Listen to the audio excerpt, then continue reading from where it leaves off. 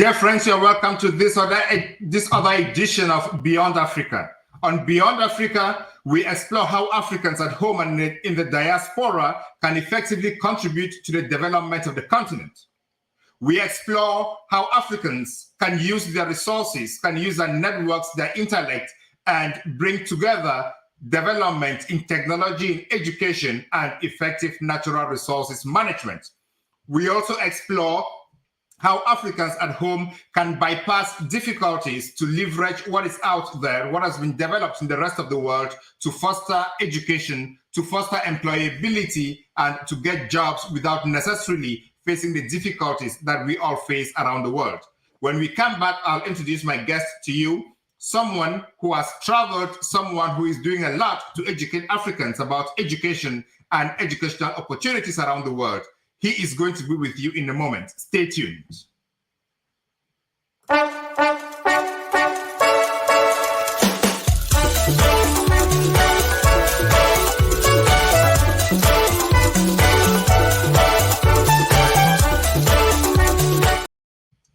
Mr. Ernest, you're welcome to the program. Thank you so much. I really appreciate to have an honor to be here today. It's actually a shared honor because we've been talking about this conversation and you just came fully into it. I saw what you've been doing and it's been so interesting. And I said, no, this gentleman is somebody who has something to share with the people on the continent. And without wasting any time, it's necessary that I give you the opportunity to tell our viewers whom you are, and then I will tell them why you are here. Thank you so much, Bernard. Okay, so for those who do not know me, my name is Ernest Boniface Makulilo. That's why I go by EBM, as EBM Scholars, as a brand in the company. I'm originally from Tanzania, and I have been here in the US for almost 16 years now. I came here as a Fulbright scholar, but later I had the opportunity to work in the US military. Now I've been working into helping other people to adjust their life, because the dream of many people to relocate to other countries around the world, like myself. So what are the ways people can use to relocate to other countries? But how, once we arrive in these countries, we can be able to adjust and succeed in these countries, but always never forgetting where we are coming from. So that means, what are we doing to the people we left back? What is our contribution if we are no longer live in our respective countries in Africa? I actually told you I was going to tell you exactly why EBM Ernest Mukililo is supposed to be on this program today. It's because he does a lot, and he is bringing together resources to help Africans who are at home and who want to leverage educational and professional opportunities abroad. And he is also talking to Africans who are abroad on how they can use their resources to foster the development of the continent. So when we say the rubber has hit the road, here we are. This program brings together these people who value the continent, who value the development of the continent, who value the development of the human resources on the continent, and who strive to make us know that though people are traveling out of Africa, they have a social, cultural, and even a legal responsibility to contribute to the development of the continent. Leaving the continent does not mean washing away or running away from the continent, but an opportunity for us who have traveled out of the continent to use what we have to contribute to the development of the continent. So, Ernest, you are the founder of EBM Scholarship. Can you tell us a little bit about EBM Scholarship? Okay, so in the year 2007, I was in my second year for my bachelor's degree at the University of Dar es Salaam in Tanzania. At that particular time, 2007, internet is just starting up. I was having a lot of knowledge about different ways one person can use to travel or to go to other countries. My brother was doing his master's in Norway, and some of my relatives were doing further studies. I'm coming from the family with 13 children, and I'm number 11. So all my brothers and sisters are very educated. So I started like, how can I share this information about getting scholarship, getting this one? So I didn't know much. At that time, I was printing the information online and I shared to my colleagues at the university in a printed format. Majority of them, they didn't believe it. They say, if this is true, why are you still here in Tanzania? So I had to find, I have to find a way to reach more people. So in 2007, I opened a blog, my first blog, so where I was writing and posting scholarships. How can you go to these countries? While I was doing my bachelor's degree, I got opportunity to come for masters. I mean, for bachelor's degree, to come here for Fulbright scholarship, which was to teach Swahili language and African culture at one of the university in West Virginia, Marshall University. So at that time, I was using more Makulilo, my last name, blah, blah, blah. But it was more focused for Tanzanians. But I came to realize that it's not just for Tanzanians. The problem I was facing myself and what we are going through is for majority of people from developing countries. So I had to change the name. What will be the easier name for people to pronounce? What will be the easier name to relate to me? So since the primary school, I've been using the abbreviation of my name, Ernest Boniface Makulilo, as EBM as my signature. So I had to use EBM Scholars because at the beginning, it was focusing more on education opportunities, scholarships.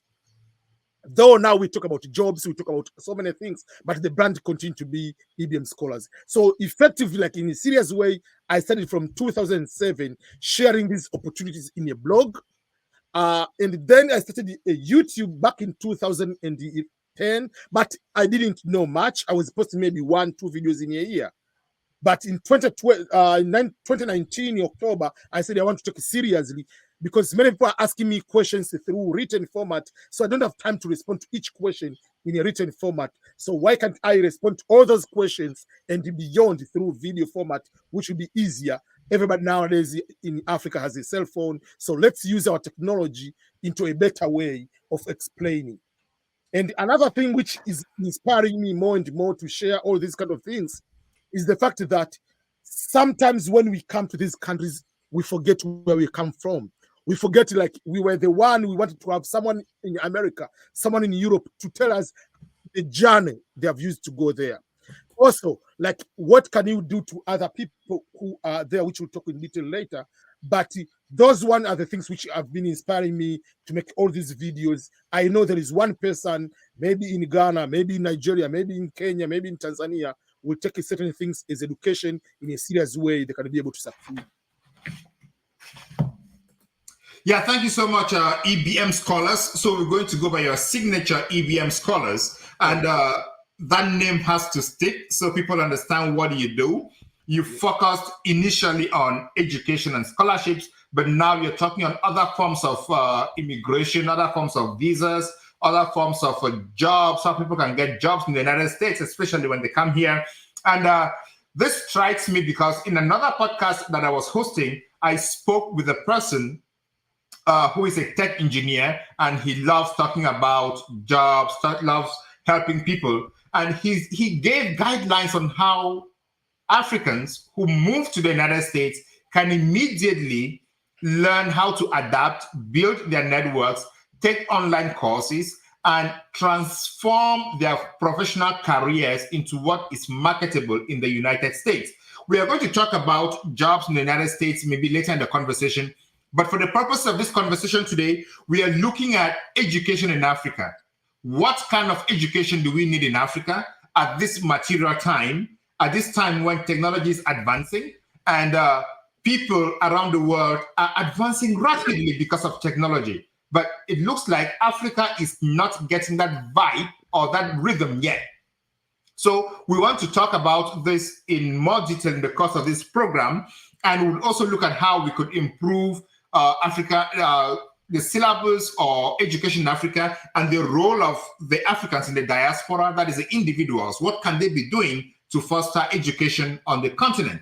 So, like I told you, I had a conversation with my students about one of your videos. In one of your videos, you actually critiqued the remnants of education because education in Africa is built on the blueprint that the colonial masters gave.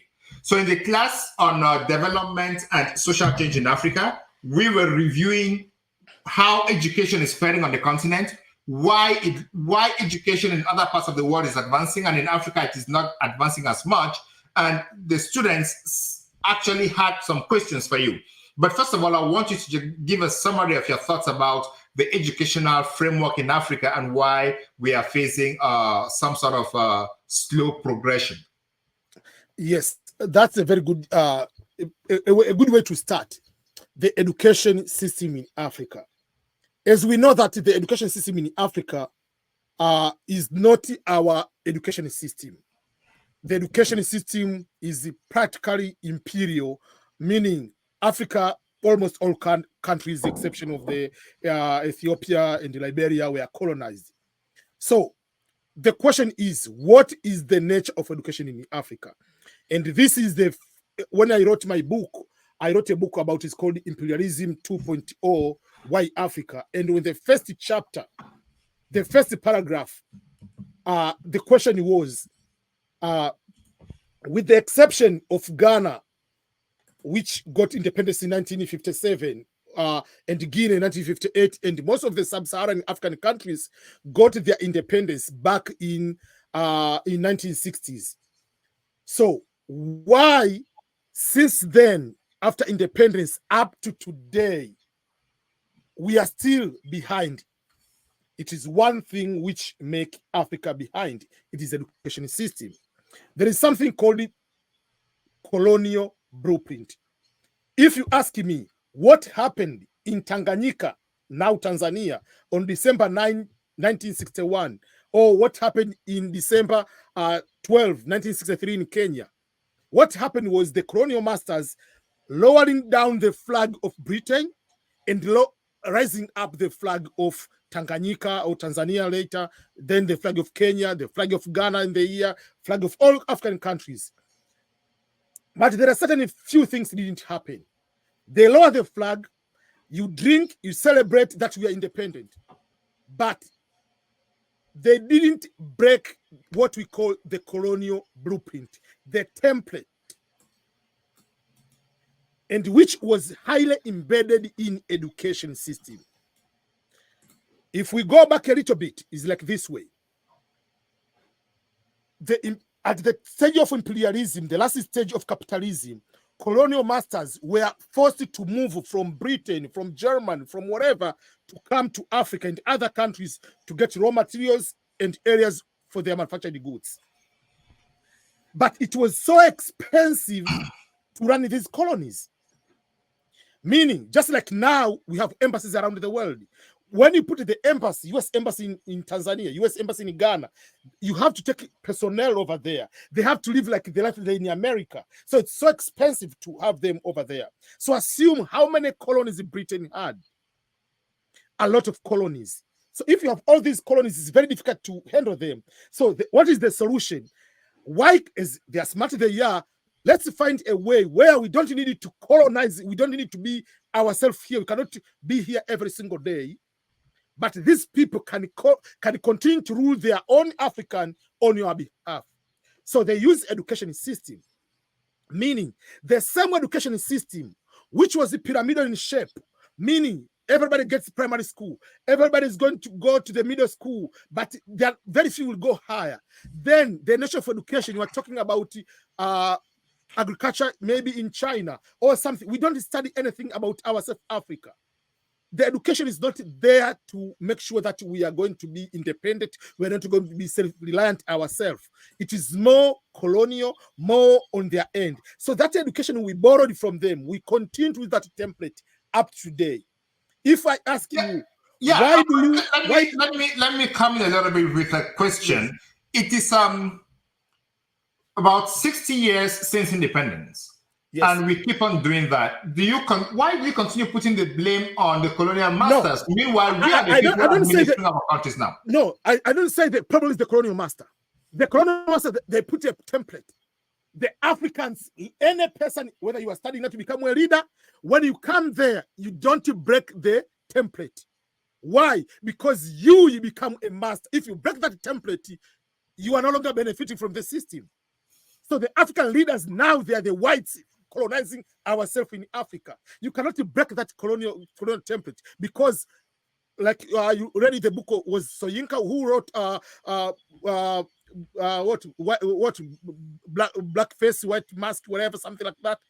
Yeah. So it's just like they are our leaders, our fellow leaders, but are colonizing us on behalf of US, on behalf of Britain, on behalf of the imperial. So basically, you're saying that imperialism 2.0 is telling us that the colonialists transformed a certain class of colonizers, of Africans, into colonizers and left everything into their hands, went away, and they stayed back on the continent and are perpetuating the colonization that the colonial masters had actually left with them. Exactly. Yes.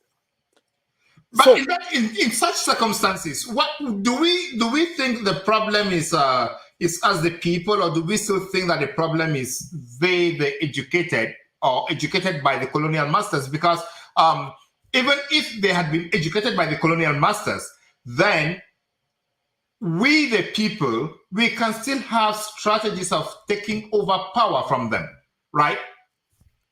the problem is the nature of education we have, the nature of the lifestyle we have is still the nature of the colonial.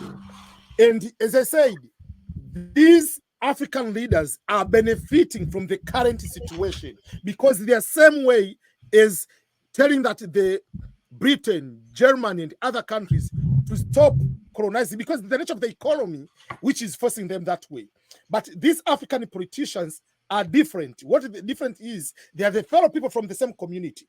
So even if these current leaders didn't get education directly from colonial masters, like back in the day, like in time of Nyerere, time of Nkrumah, time of Mandela, they didn't get that education. But we still get the current education, which you say modern, but it's not modern education. Why is not modern education? Because you are studying in Africa. Number one, you are wearing the same uniform like a British student back in colonial time. I like Ghana have changed. Some of the schools in Ghana I saw, they're wearing it's called Kent, whatever, those African normal clothing style. They make those, you can make a uniform, but it should not be white shirt and black trouser or blue trouser or blue short. You can create it based on African materials and African realities. So there are certain things we started from there. The curriculum. Why is it a foreign curriculum? Because curriculum hasn't changed from colonial time to today. Why am I, for me, when I was in primary school, I started to draw the map of China. I knew Yangtze-Kiang River. I knew all these rivers, the timber production in Canada, but we have forests in Africa. We don't study that one. We know everything about other countries. I knew Great Lakes before coming to America, like talking about the Ohio River, talking from Mississippi River. We knew all these rivers. You can draw them, locate where it is everywhere, but we cannot do things on our own context. So what is the solution? The leaders should not be, yes, it has to be one person to say that I'm going to sacrifice myself. I'm going to change this one. My party will not win, I know, but the country is going to win. But what if we want to change the syllabus? What are we going to be looking at? There is an international system that all countries are following to meet up, so that if you graduate from Tanzania, your degree is recognized in the United States. Yes. If you graduate from Kenya, it is recognized in Canada. So what do you want us to change the system into, or the curriculum? That's a very good question. What I'm saying is primary school. Let's say start with kindergarten. Let's start. If you got kindergarten now in Africa or primary school, there's mostly like is more memorizing, like knowing English, whatever, but they are not skill-wise. If you take your child here, go to preschool or kindergarten here, they're studying about colors, they're talking about how you can relate with your fellow. We saw the video, recently there is a video, there is one kindergarten in China. They know kids know how to cook.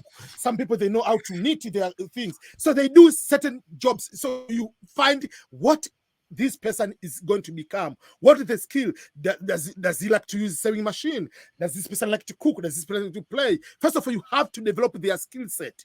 They have to know how to interact with one another. But for us, you find kindergarten in Tanzania or Kenya, Uganda, has a homework. For what homework?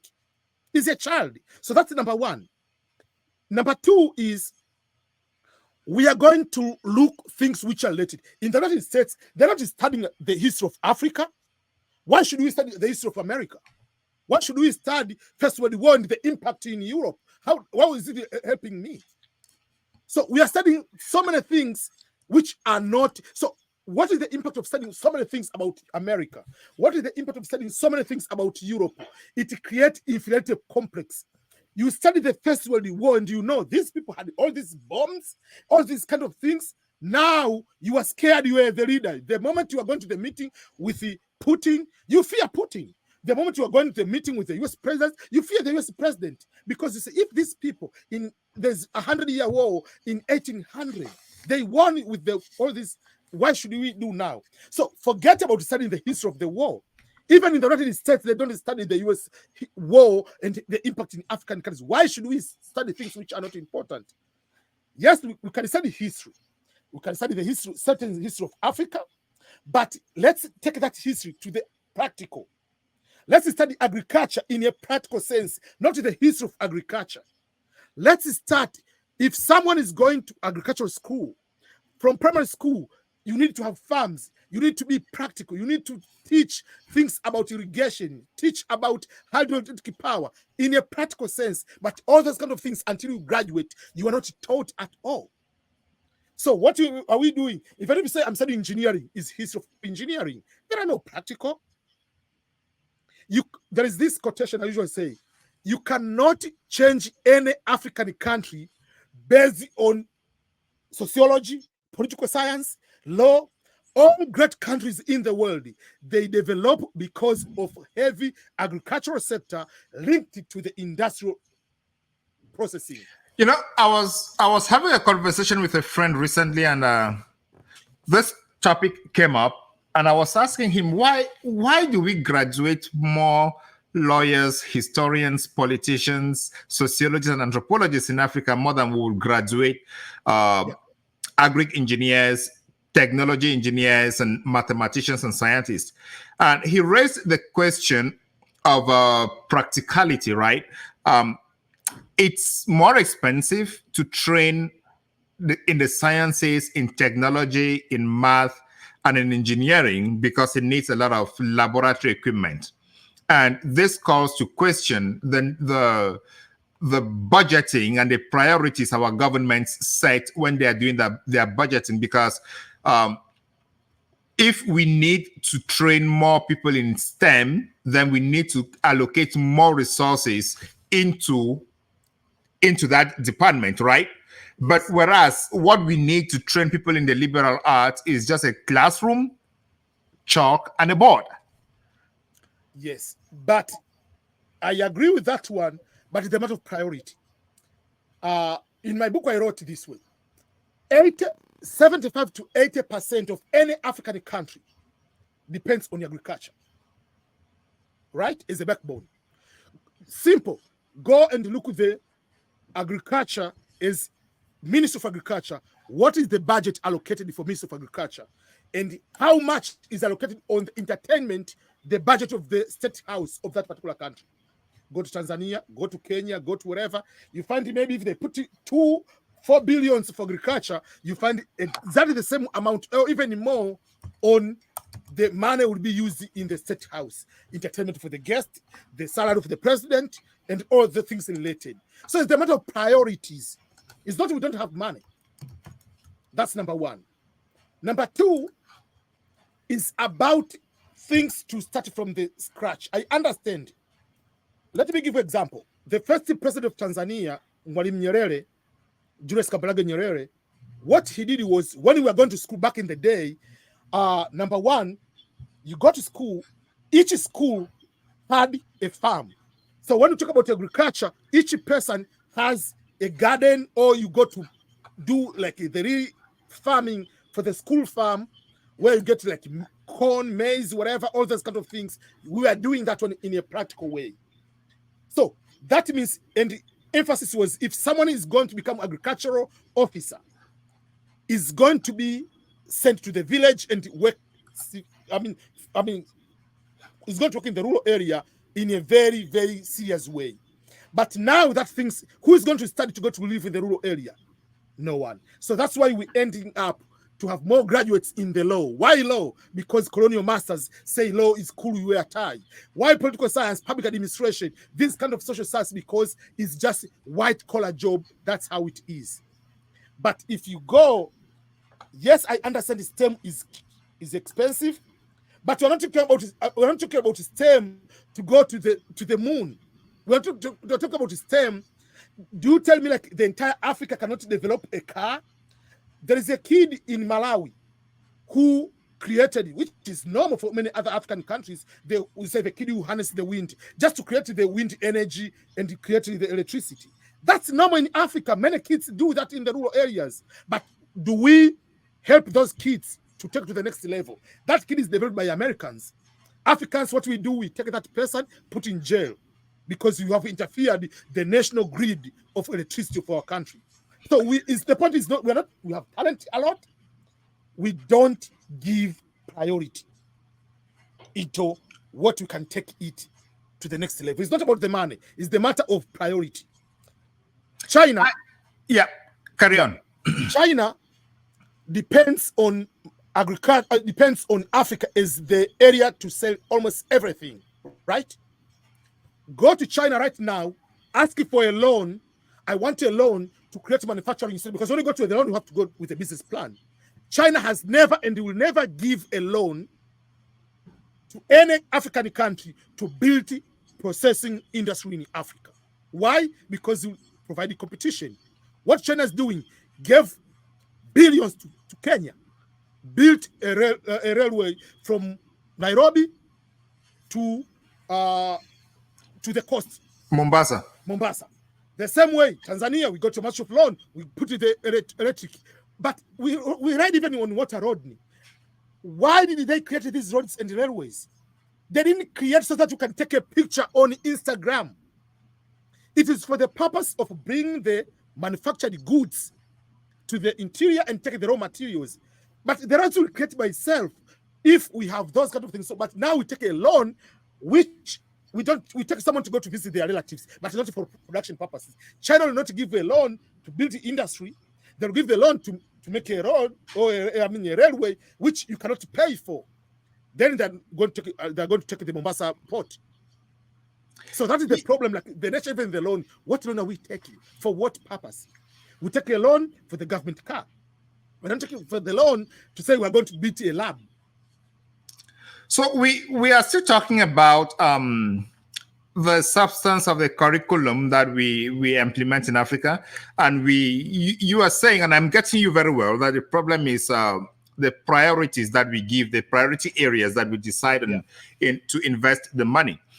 The African Nations Cup just came and went, and there was serious investment in stadia in the Cote d'Ivoire. Previously was in Cameroon and other countries. If we convert the money that was invested into this sporting infrastructure and decide to open manufacturing industries in Africa, would that not actually convert a lot of the processing of primary goods to semi-finished or finished goods? Yes, if we do that, it's a game changer.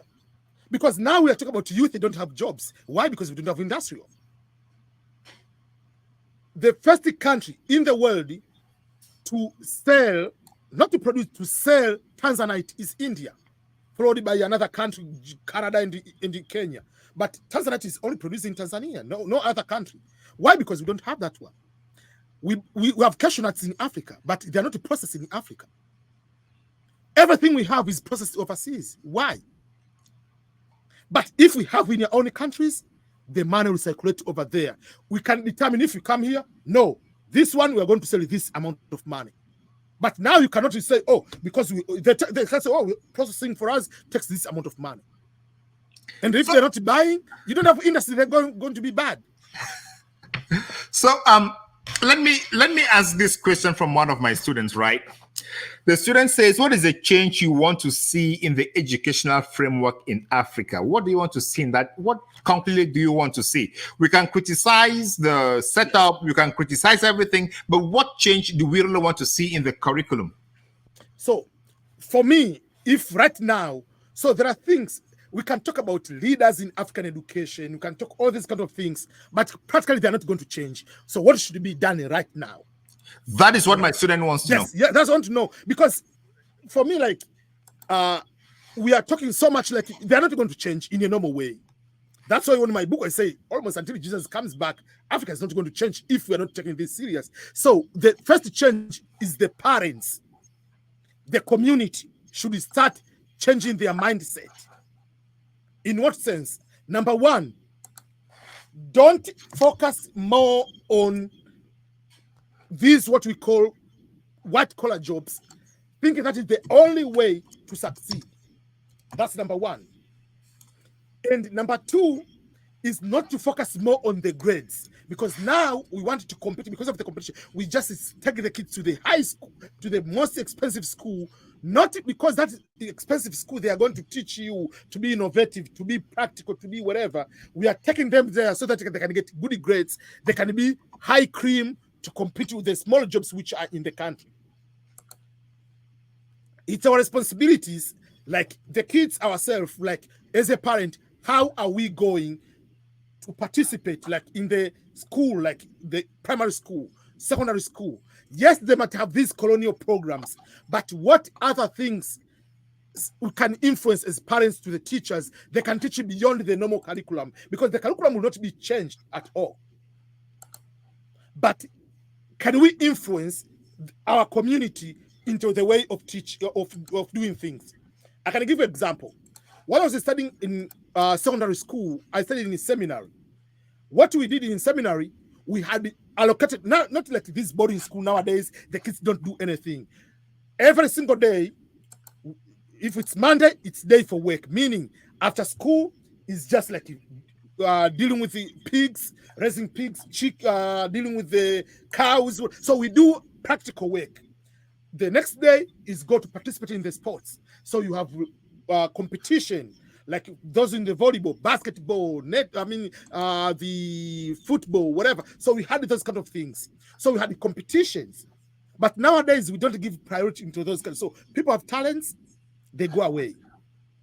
Then now we have technology. With the technology, as parents, as community, how do we incorporate technology? For instance, if you look now curriculum at the university, most of the universities in Africa, there is a course called, there's a subject or course is called communication skills. The communication skills is taught at the university is more about how to apply for a job, which is still the old school of writing letters, is more about, or even like, it's just like the simple things, but they are not teaching you right now. Even if you are looking for a job, how can you get a job through LinkedIn? Because even the professor doesn't have LinkedIn. I'm giving an example. That's what we're talking about. We are talking about jobs to go to find in a newspaper and take your piece of transcript over there. You have to know someone. That's why all African transcripts, majority of us, they are starting tribe, date of birth, marital status, because we are thinking about someone might know me. I'm coming from this tribe. I'm a man. I'm a Christian. Or I'm a Muslim. I'll go to this. But those are the realities of the continent, which may not necessarily be bad, because they are bad at the moment. Africans are formatted differently, right? No. They are bad because you are confining yourself to apply the job in your own community. But now you're talking about finding a job within Africa, finding the job. But you're talking to somebody who doesn't know the extent and the breadth of the internet. That's what I'm saying. Because the person has grown up in a society where internet is not as open as, for example, in the United States. It's not about being in the United States. It's the responsibility. That's the power of technology. What is the power of technology? You go to study, you are a teacher, you are a community, influence these kind of changes. Because if myself, I'm a teacher, even if the syllabus teaching the students how to apply for a job, I'm not teaching them just to apply for a job on a newspaper. I'll teach you beyond, like, how do you apply for a job? So we need that's the okay, how do I apply for a job? Oh, there are these kind of things. So what should we do? We have teachers, but the teachers should have attached with people from the local communities to bring guest speakers. We don't have much of the people are not guest speakers. Bring people in the community. And it's our responsibility. Myself, when I travel back to Tanzania, when I go to Kenya or to other countries, I like to go talk to the university students, so I have friends who are teaching at the university. I ask, can I become to teach one of your class? But I'm not going to answer questions about colonialism. No, let's talk about the real life. Yes, we know the importance about GPA. I'm not talking about GPA to get a job. I'm talking about what are you going to do with that GPA? How can you take to the next level? UN has so many volunteers. You and a volunteer, you get paid more. But how many they know that you can become a UN volunteer from Tanzania, go to work in Liberia, and you get paid over $5,000? We don't. I think that is something that we need to hammer much about. In one of my programs that I published recently, somebody from Ghana actually reached out to me and said he teaches ICT as a course in a school in the northern part of Ghana, but he doesn't have computers. So you now going to teach students job search in a school, possibly in Tanzania or in Nigeria or somewhere else, and you are forced to teach these children how to apply for jobs using the internet. But that school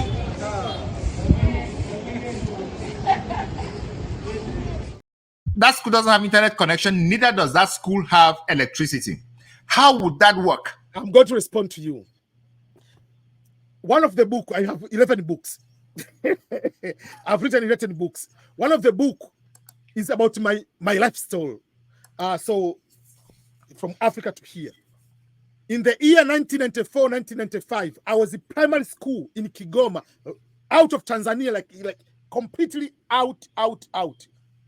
I made a decision that I'll come to the United States of America and stay and live permanently in the United States. I was 15 years old, 14 and 15 years old. There was no internet at all in this world. There was no internet cafe in the entire city, but I knew I would go to America. Among the factors which influenced me, there was one doctor who studied in Asia, not America, not Europe. At that time, we were young. We do not know to distinguish between Caucasian white people versus maybe Asian, like someone from Philippines or whatever. So we assume the guy married a white person.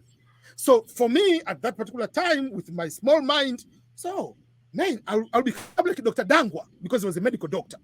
I'll marry a white person. I'll live in America because we didn't know which country he studied.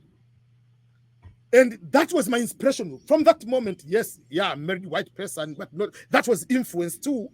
But I'm just saying, like, so you cannot have actual computer, but the imagination depends also, even someone to tell you something about it.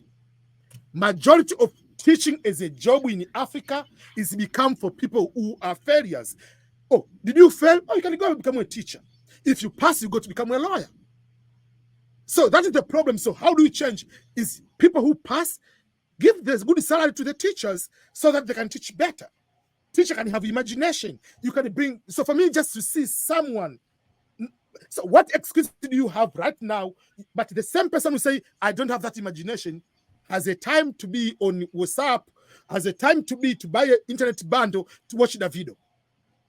That is correct, because most often you see there is a lot of traffic on social media in Africa, but when you go to Facebook and watch and see what the kind of content that most people watch, it's mind-boggling, because we have not yet framed our minds to make a difference between what is more valuable to us and entertainment. We are so much into entertainment above what is necessary for our future.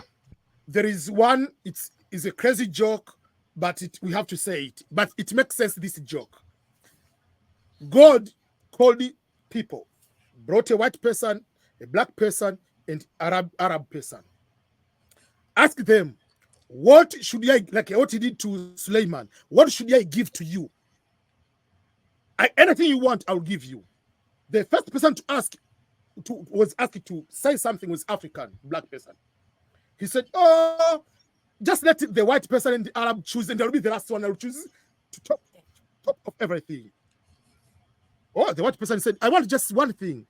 Give me the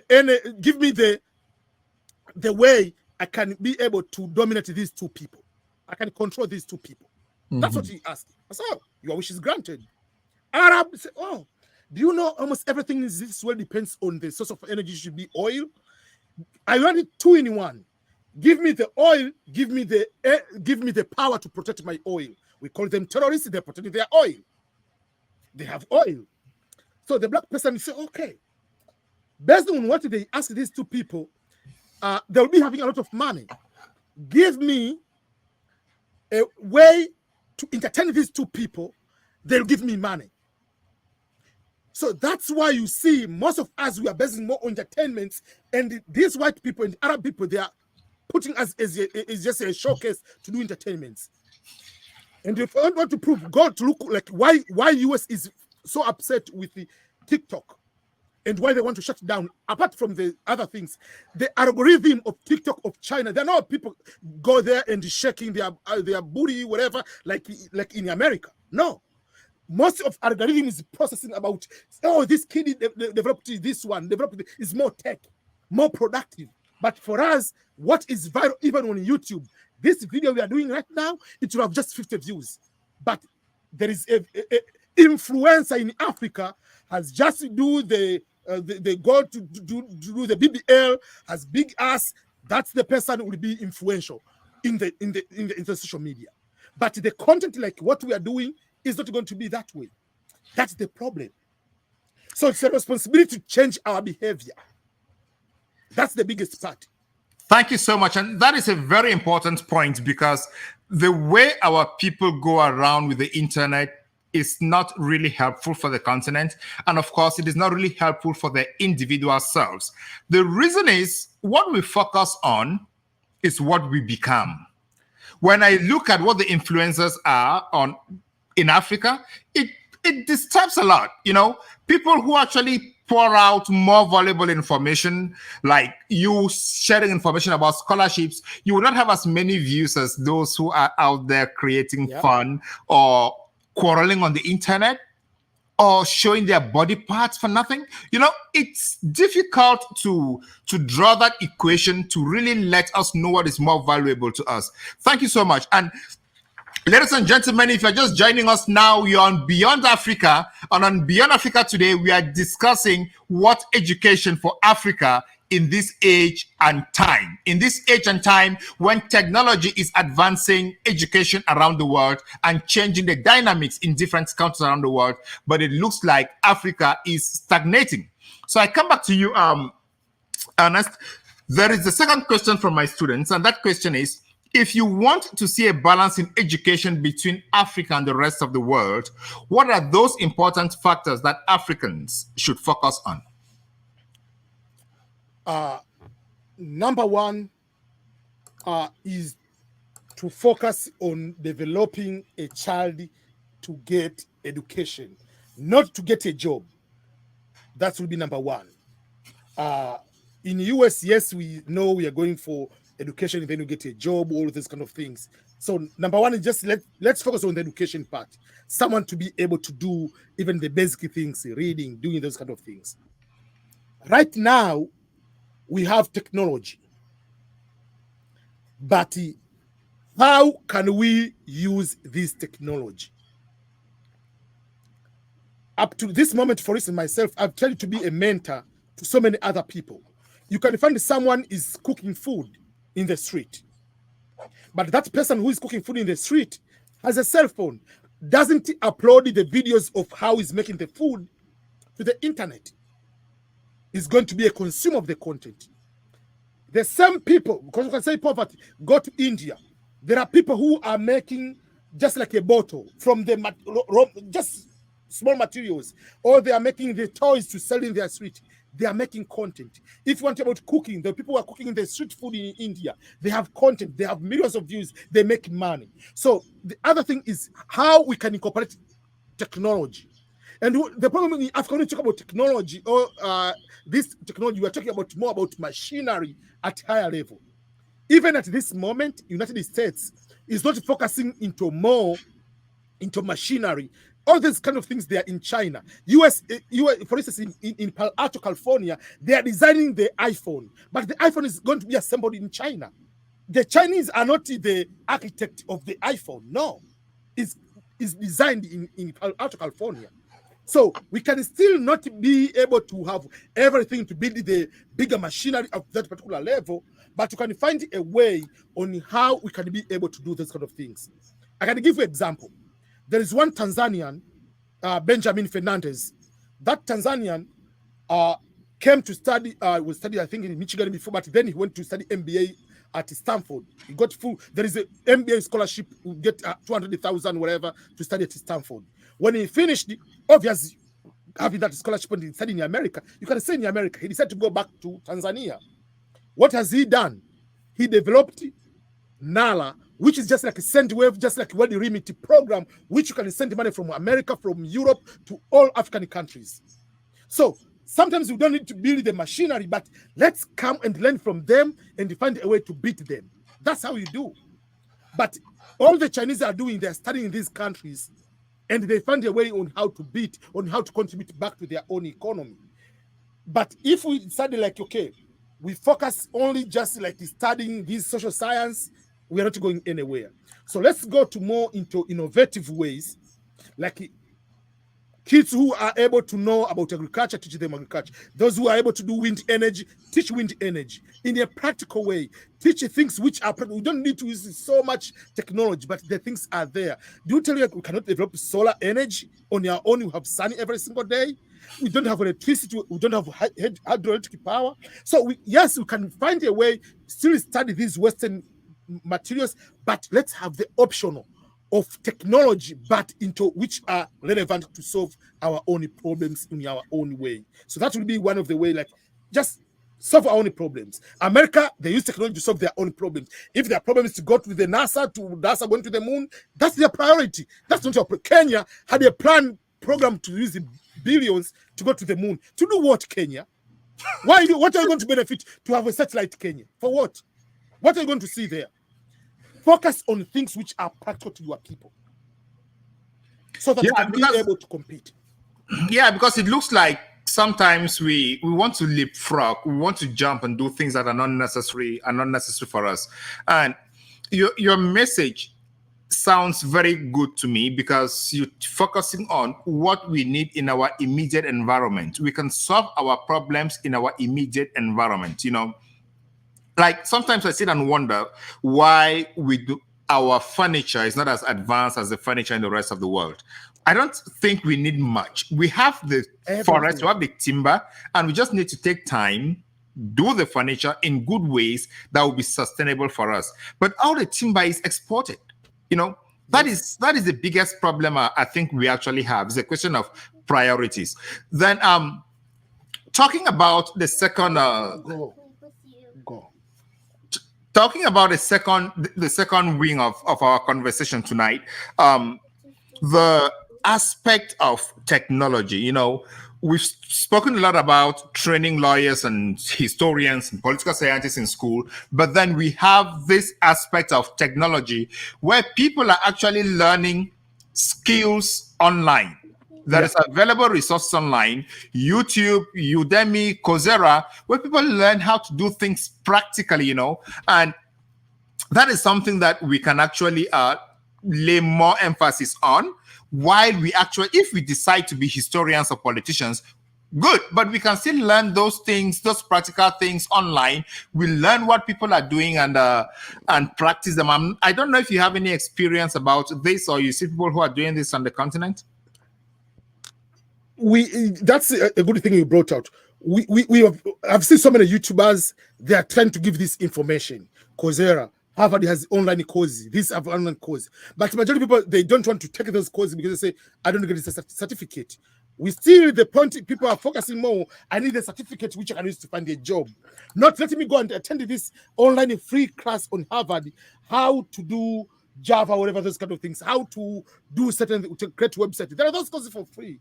But if it doesn't give you a certificate, you're not going to take it. Why? Because some people, they wanted the certificate, not the education, which they can use to do something. So that is the problem which we are having, unfortunately. But we want to see people they use with this technology. There are so many things you can learn, even not like go to the complete setup like that one. There are people have YouTube accounts. Their job is to teach you on how to edit videos, how to edit photos. There are some people who didn't go to school, but they can listen to them and they can do the same. And then, how many Africans are on Fiverr? Fiverr, where you can sell your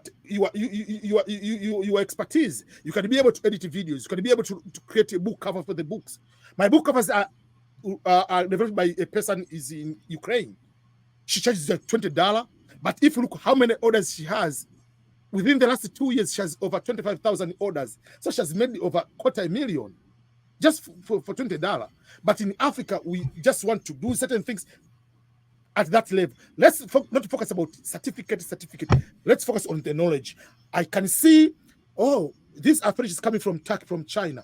Oh, this, how can I make that type of bed from our own timber from here? Then we can sell our own. Then our leaders should make more tax for the people if you bring the importation. But you can't exactly. do that Exactly, because in the current dispensation, it's easy for someone to build a product in Africa and actually sell it abroad because there is availability now. The internet actually makes it easy for people to sell stuff, and using social media, we can sell. And if we learn these soft skills like technical skills, designing, even designing sounds like jingles, logos, people can actually buy those. And exactly. I was talking to someone on another podcast that the person says most engineers are looking to work with people who have learned skills in Africa.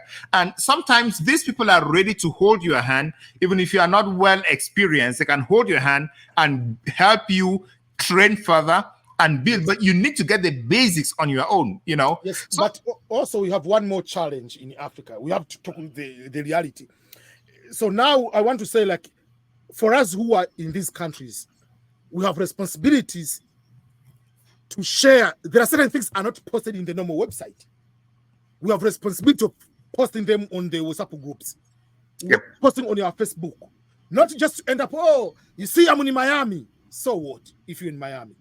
But, oh, there is this funding for, this competition, ESA competition. We have many writers, more Chinua, the current Chinua. Let them write. So our responsibility is to send information. That's number one. Number two, we should not cut off all communication, because some people, they say, oh, I'm already moved from Africa. I don't know. People ask for money. To my experience, yes, some people ask for money, but the majority of people are not asking for money. They're asking for connection. They're asking for opportunity. Because you can give the money, they give $50, $100, then what? But someone will ask, okay, you got a scholarship. How can you get a scholarship? Oh, there is this kind of things. That is another thing. But on the African side, what I want also, the challenge is two things. Number one, I don't care whether you are successful or not successful. I have one saying, every person, obviously we are created by same God. You are inspirational to others in so many ways because you are God's masterpiece. That's simple like that. So how many people in your own countries, you get someone who finished degree or high school, got straight A's, how many times they go to speak to the other classes in the rural area? You have to start doing that. It's your responsibility. When you move to another step, go and pull someone up. That's number one. But number two, on Africa, we need it to be we need to be, people can trust you in a professional setting. That is something we lack as African. If we say, okay, can we build this home? You see someone is having a good home. Can we build this one? Someone doesn't finish according to the project you agreed. So someone say, okay, let me take Indian, because Indian, you send the money, the project will be there. I want the website. They can create a website. So not like you create a website and then it's not a website. So we need to have like level of trust and professionalism. Someone can depend on if we have a project with you. Because if you do everything on me and I see a company in America, they want to work with you, oh, no way, don't trust them. Find another person. Because that one, yeah. So we need on our end to hold ourselves accountable. Like, okay, there is a project. let me take to the end. That means if I do to the end, we can create a trust for the entire Africa, and you can be able to succeed. So it's just like, especially for us, we have moved to other countries. Never, never, ever forget where we are from. Even if you're not planning to be buried there, but you have responsibility. Even if we wish 100 years in America, yes, you might be American by documentation, but your blood is African. It doesn't change. I think that is a very important point to underscore because, like I always say, this platform aims at achieving that objective. We are a young platform and we are working towards that, where we want to bring Africans who are in the diaspora together so that they can actually share their experiences, the connections they have had, the resources they have garnered, how they can boost investments back home.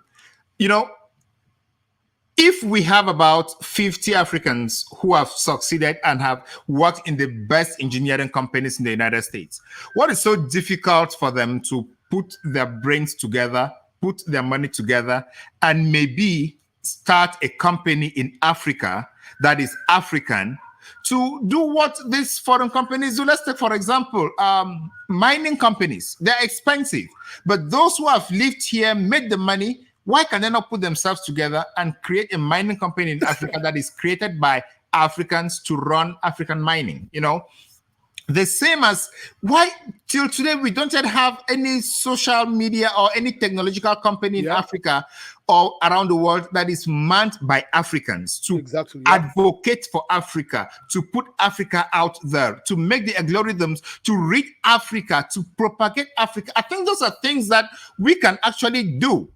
But we need to sit in a context where we know that we are amongst ourselves and we can do that. And we need to build trust amongst ourselves because, as you're saying, we may not trust people back at home sometimes because of the way they deal with us. But even here, people come here and they still abuse confidence amongst themselves. So that is a big problem that we need to actually cut off.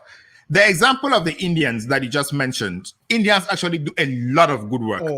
While here abroad, they work together. The spirit of community is really amongst them. But we coming from Africa with the Ubuntu spirit, we have come with a blueprint that was given to us by the colonial masters, as you say, the individualistic spirit, and we tend to not work together. And it is reflecting in what is happening on the continent and the way we relate back to the continent. So I think those are ideas that we need to foster and see how we can build them, you know? Exactly. Yeah. We have a very long way to go. But the biggest, like, that's why, especially the newer people are coming here, I believe with the lesson we are getting, experience we are having, so we'll have a new generation where they will be focusing, okay, there is no any way you can win here unless otherwise Pakistan, Indians, whatever. That's how they are doing. They have their own banks. They have own this. We don't have any African bank in America. Yeah. We don't have whatever, but God see Jews. How many things they own? Own companies. Like, so there are those kind of things. And then even if when you go there to help with the development, let's not focus on I'm going there, I'm doing this so that I can become member of parliament or I can become president. No. Let's go and just genuine find a way to support and make a sustainable change. And I think one of the ways to learn this would be to have somebody maybe from India or China who has gone through this process to kind of talk how they actually do it. And I'm looking forward to hosting somebody from maybe India or China on this platform to kind of bring in that conversation, just as we have had about Africa. I've had conversations on this platform on what we should do in Africa, but with non-Africans. Now that I'm talking to an African who's lived the American dream himself and is conscious of his moral obligation to send back to give back home, I think it's a different kind of level, and it's going to give some more impetus to those who have listened to the non-African talk, because when somebody is talking from an outsider perspective, he's not really grounded. But when the outsider perspective marries genuinely with an insider perspective, it gives a complete picture, and the message goes home quite better. So I think we can just close now because we've actually spoken about everything that we plan to talk about, the role of the diaspora, how we can use technology to change the continent, and what the syllabus currently is and what we would like it to be. I'm also looking forward to receiving you more often on this platform. I don't know if you have any last word you want to share with our viewers. For me, I just want to let people, please, you need to subscribe. You need to be watching contents which add value to you. Yes, there are comments in Africa. Yes, there are entertainments in Africa. There is Arsenal, Madrid, whatever, all this, whatever. There is Davido, there is all these banner boys and all those kind of things. But let's also focus. If you are doing agriculture, also find the contents in agriculture. You are doing business, find it there. Find like not the entire 1 GB you are using internet is just on things just to laugh all the time without adding certain value to take you from one step to another step. So let's focus on that one and let's go and support one another. Not just go and support like, okay, comedy all the time. Comedy, and you're not a comedian. You are just a university student. University student focus on also on content which also they can add certain type of values in that particular way. We need to have people consume this type of materials and sharing, because sometimes you can share the joke or like Manchester City and Real Madrid they played. You fought like 50 groups of the goal, but how many times do you share in the 50 groups? Just the opportunity. Exactly, and on that point, you need to share this conversation. Subscribe to our YouTube page, subscribe to our Facebook page, share this conversation, especially those of you who are new to the United States, who are new to the West. Share this conversation because it is inspiring and the content is designed so that you actually sit in well and adapt very well. And those back home also watch, share, subscribe, because this information prepares you to come out to the world and know what you are going to face. We share information, generally the good side. And we also have information about the difficulties you're going to face when you come abroad. So these are platforms that you should follow, like, share, comment, and let us know that we are creating value for you, because we are putting in time, resources, and of course, we're keeping our families away just to come and have this conversation with you, because we know it's going to help. Yes. You can have fun, but after working, we can have fun. That is how these countries that are developed. They worked and then went for fun. They did not have fun without working. So we are calling on you to register, share, and leave your comments on the platform. Mr. Ernest, thank you so much for coming to the program today. It was a pleasure having you, and you are going to be here more often because you have so much to share with our viewers. Thank you so much. I really appreciate it. So, dear viewers, thank you so much for being on the program today. As I said, this program was meant to talk about the future of education in Africa, because we must shape the continent. And Ernest has shared a lot of resources with us. He has shared with us why we need to focus on education, why we need to use technology, how we need to use technology, and how we can let the continent prosper, and of course, how the diaspora can play a role in changing the continent. Thank you so much for watching. Kindly share, subscribe, and comment in the comment section. Bye-bye and see you next time.